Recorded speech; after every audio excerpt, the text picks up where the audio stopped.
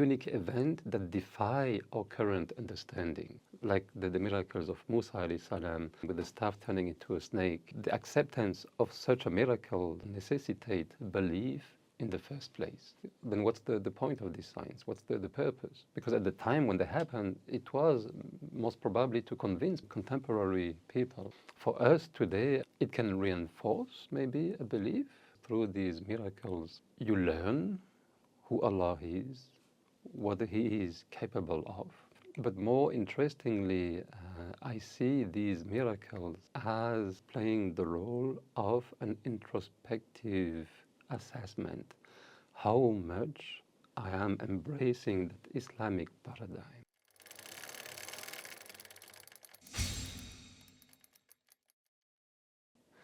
Assalamu alaikum wa rahmatullah wa barakatuh. So we're still in chapter 3, section 3, demonstrating the relevance, the scientific relevance of the Quran today. And we went through different examples to show how some verses that describe natural phenomenon, I believe, were understood at the time of the Prophet ﷺ and can still be made sense of today, even though our conception of the world has changed. And I would say that concerns the vast majority of the verses that describe natural phenomena, like even human interactions, interactions between objects, and so on.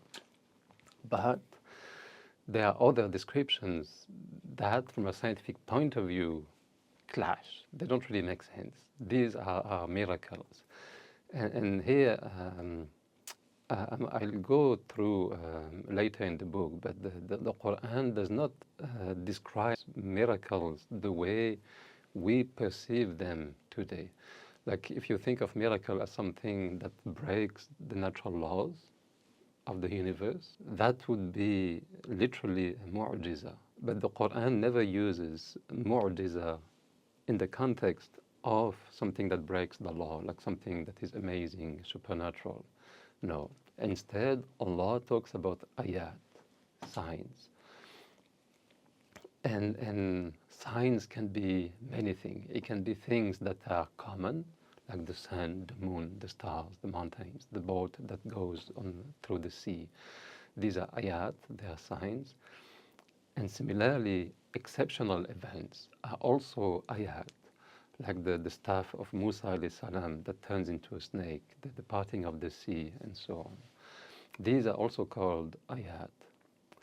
And because Allah uses the same word, ayat, for both of them, the exceptional and the mundane, the common, I see beauty, but I'll go through this later in the book. At the moment, I want just to remind about the 5 categories of verses that describes natural or material events, natural phenomena, whether they're exceptional or not. So these 5 categories, the first one is the one that we've seen in the last few videos about the Quran talking about common everyday events. So these signs refer not to unique event, but to something that everyone can appreciate.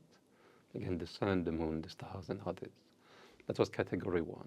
Category 2 are unique events that defy our current understanding.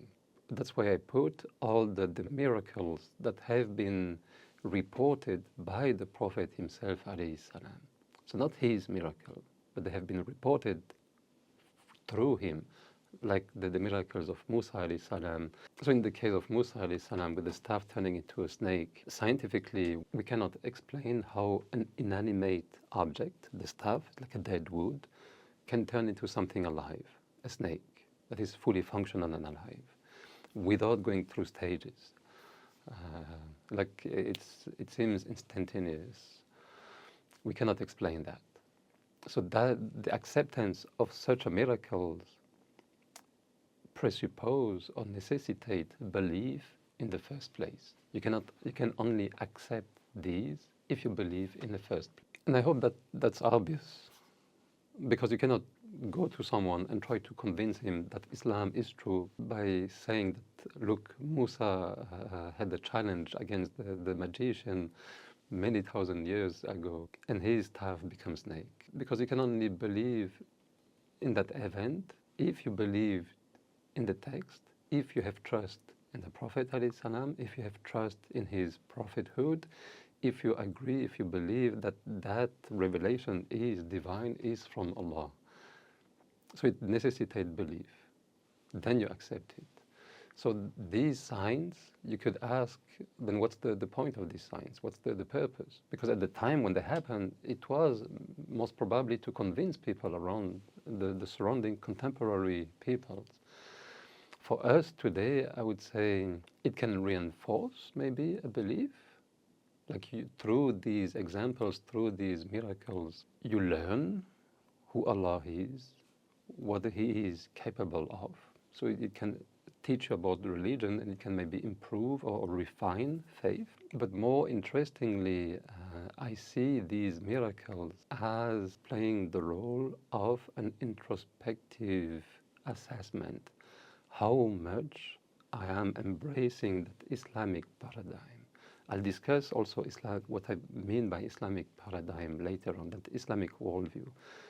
But it's like the more I believe, the more I accept the world as Allah describes it in the Quran, the more I'll accept without questioning these miracles. So if I read the Quran and I read that passage that Musa alayhi salam threw the staff turned into a snake, and that snake ate everything else, like the ropes the magician had thrown and so on. What's my reaction? If my reaction is like, no, that's impossible, that means I'm still imbued of my scientific mindset to such a point where I'm not able to see beyond materiality. But if I read that passage and I'm like, oh, that's amazing, I wish I was there. It shows a different understanding, a different perception of the world. It means that I already accept that Islamic worldview, and that trust is already established. I don't need to build it. It's already here. And now I can use it to build and to reinforce that Islamic worldview. Continuing, inshallah. So these miracles, again, are not here to convince someone, to coerce someone into the faith, but more to assess oneself. Now, there were in total 5 categories. So category 1, common events. Category 2, events, miracles, reported by the Prophet Muhammad alayhi salam. Category 3 are miracles of the Prophet Muhammad sallallahu alaihi wasallam himself. Because companions have reported quite a few miracles at his own hands, alayhi salam. And similarly, I would argue that these miracles cannot coerce one into the faith either. Why? Because they are reported ever. You have to trust in the hadith, in the mechanism of narration, of reporting all the isnad and verification of these isnads. You have to trust the system in order to accept these miracles from category 3 as well, which means they require belief. You can only accept them if you have belief in the first place. To give examples, the most famous one might be the splitting of the moon, because it's reported both in the Quran and in the hadith, and in many hadith. I don't know if it reaches the status of mutawattir, like vastly transmitted, but it comes close to it, because you have so many narrations, and you can collect and intersect all these narrations to even refine the visual of what it would have looked like, that splitting of the moon. But again, I believe in it, because I believe in the hadith. I have trust in that system, but that trust has to be built in the first place. You need to believe in order to build such a trust, in order to accept something that goes against what you perceive of the natural world. So that's category 3. Again, 1, common. 2, reported by the Prophet ﷺ. 3, miracles of the Prophet ﷺ. Now we go to category 4, which are premonitions. Premonitions that have been made by the Prophet and that have actualized. They happen. So these 2 categories, 2 and 3, there's different ways how to understand them, different position within the Muslim community. One of which is to accept that Allah can halt the laws of nature momentarily. Allah does what He wants. So to make sense of that, many people, even within the Sunni tradition, like Ashari, Maturidi, are occasionalist. Occasionalism meaning that when you see an interaction, a ball hit the wall breaks. You see causality. The wall breaks because the ball hits it. But to see causality is an assumption.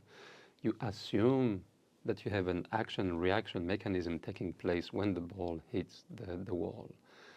Occasionalism tells you that no, Allah recreates everything at every instant. That causality might be an illusion. It might be quite striking illusion, but Allah can create whatever He wants. And maybe when the ball comes close with a certain speed toward the wall, as soon as the ball comes into contact with the wall, Allah recreates a breaking wall. That's the idea of occasionalism. It's like the typical example is of cotton and flame. If you bring a flame near the cotton burns. Why does it burn? Because of the flame, or because Allah recreates a burning cotton as soon as the flame comes nearby? Interesting philosophical ideas. So that's one position. That's one way how to explain these miracles. Another way is to assume that no, these events are material. They must have a material cause as well. Whether you know the law that can explain them or you don't, there must be a law. Maybe you're not aware of it. Maybe you cannot perceive that overarching law that takes place. But there should be something. And that mentality really comes from our modern scientific understanding with that assumption of causality, that every cause has an effect. So you assume that whatever you can perceive materially, like even the splitting of the moon, must have a material cause to initiate it. It's like assuming that, yes, maybe you cannot perceive the angels, you cannot perceive the jinns, you cannot perceive Allah directly, like you don't see, you don't touch it. But he or they, all these entities, can interact within the material world. So there must be a way how to come into interactions and interfere with the material world. Where do you put that boundary between al-ghaib, the invisible, the thing that you cannot perceive, and the material world? Maybe there's no distinction, there's no limit, there's no boundary.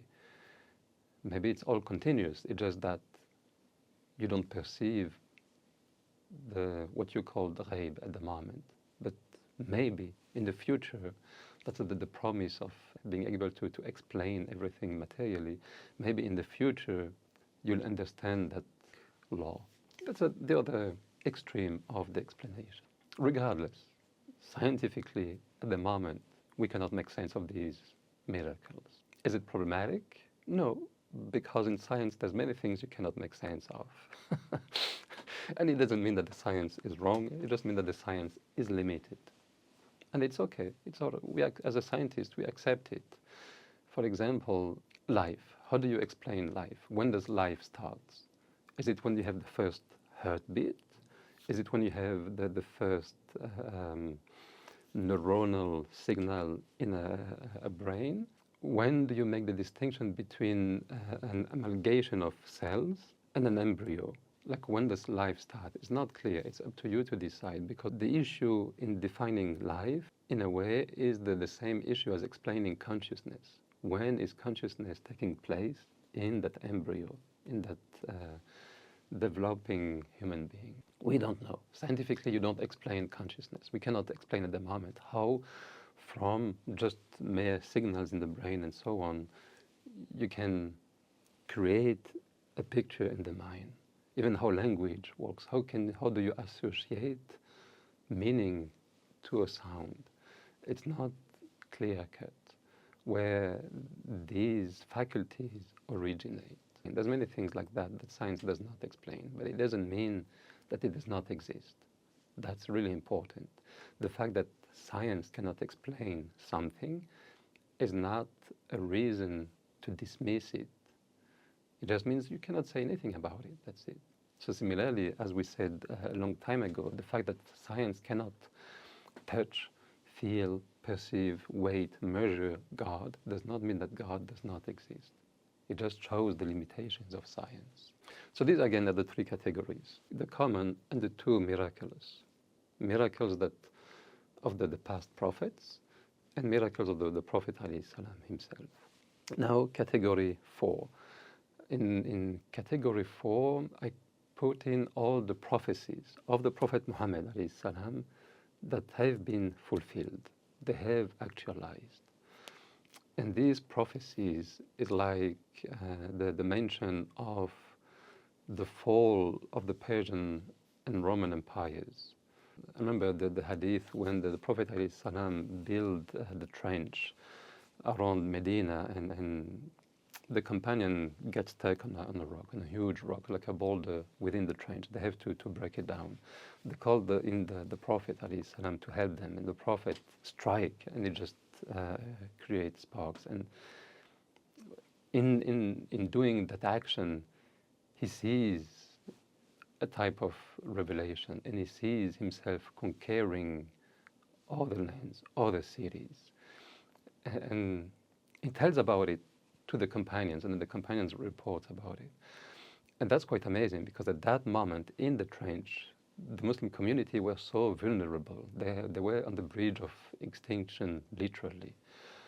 The army that was organizing against them was huge. They outnumbered them. So they were in a really weak position. And in that weak position, the Prophet ﷺ prophesies the conquest of land that are even beyond Mecca, of the major empires of and they were realized soon after the Prophet's death, alayhi salam. So that's, I would say, prophecies that have been actualized. Within that same event, the Prophet ﷺ prophesies that one of the companions will wear the bracelet of Kisra, the Persian king.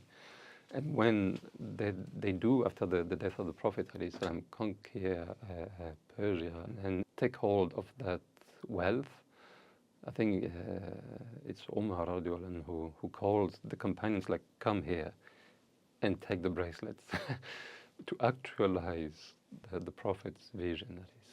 Another one in the Quran is like the preservation of the body of Pharaoh.